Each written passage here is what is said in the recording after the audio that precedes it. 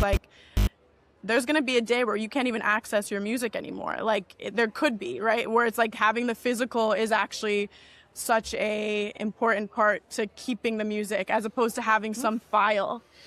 I know, right? Like that's yeah. It's like I'm gonna just pass the mic over here.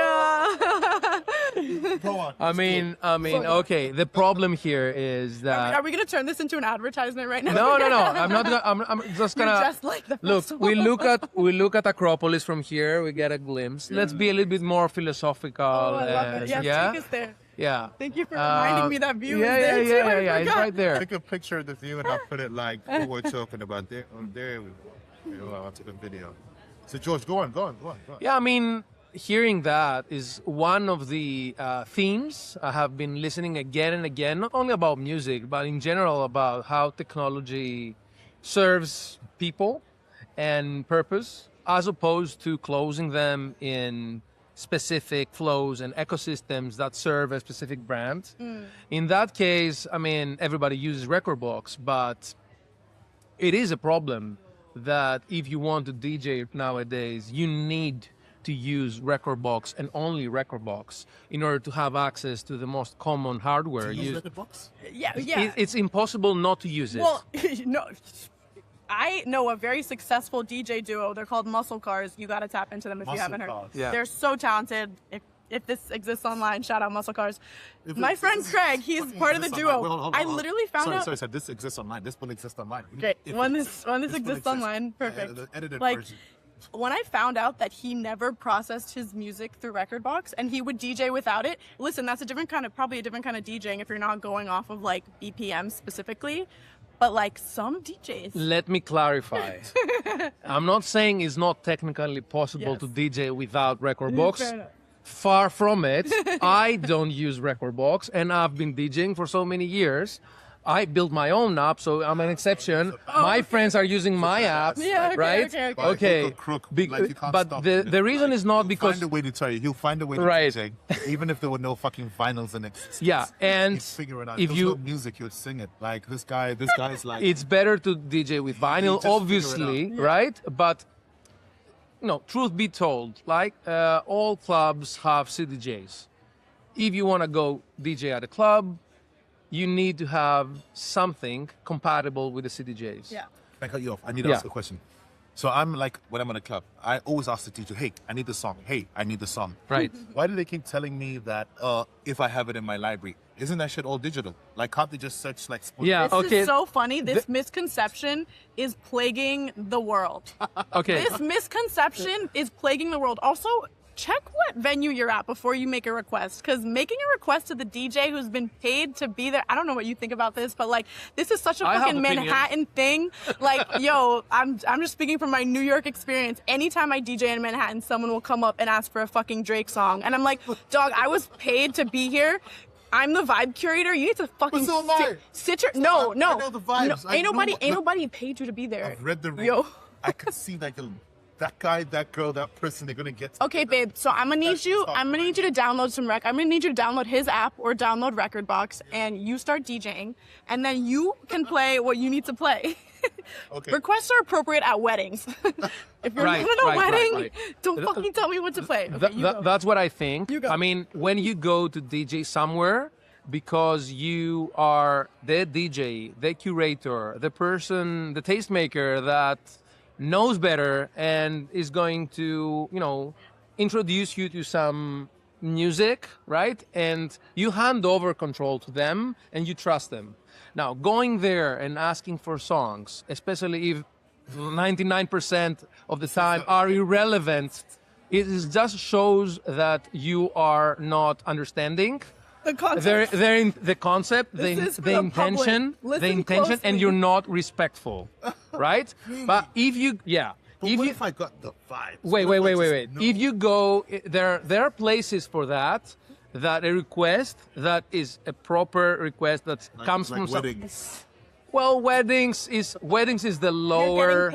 You're getting lowest- paid corporate money, like corporate level money, Yeah. to be open to someone coming up to you and being annoying as fuck to tell you what to put on when you were hired to. Fine, point taken. But you know what? I It took get me a while to understand this, and if I wasn't a DJ, I probably wouldn't have understood it the way that I do now. So there's more. Well, There's so there is the art form, right? Yes.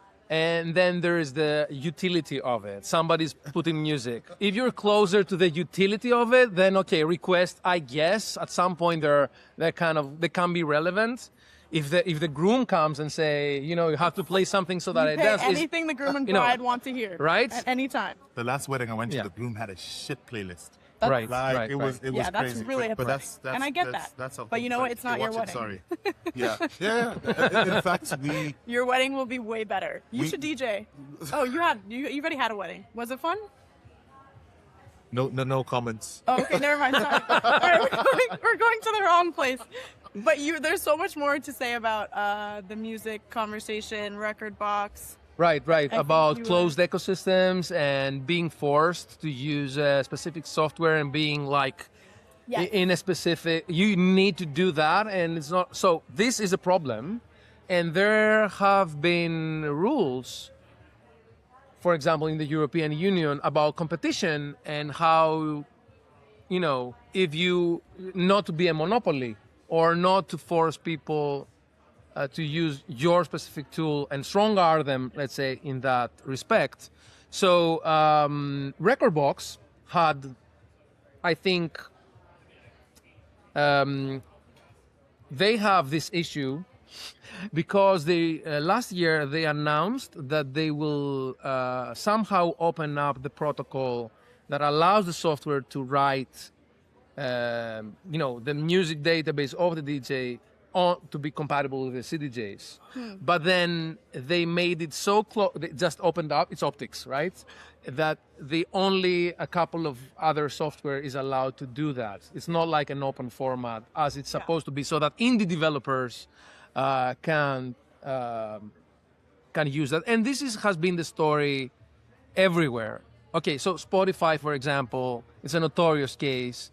They opened up their API a few years, 10 years ago, 15 years ago, as they were growing up. And so because, it's a common practice to say, we're welcoming the ecosystem, we're welcoming It's a developer relations developers, activity. and then they close it up completely, right? It's for the people who don't know, I'm Yeah. calling myself out here. API stands for Application programming interface. interface is the way that apps talk to each other. Okay. So if you want to create, let's say, an app that talks with Spotify to make a playlist for you, or to talk with CDJs, the hardware that DJs use in the clubs, you need to have some kind of way to talk with them that is not hacky and it's official. Yeah. So if the way to do this is not allowed by the software provider, then it's a closed ecosystem. So it means they and only them can control who talks with their software.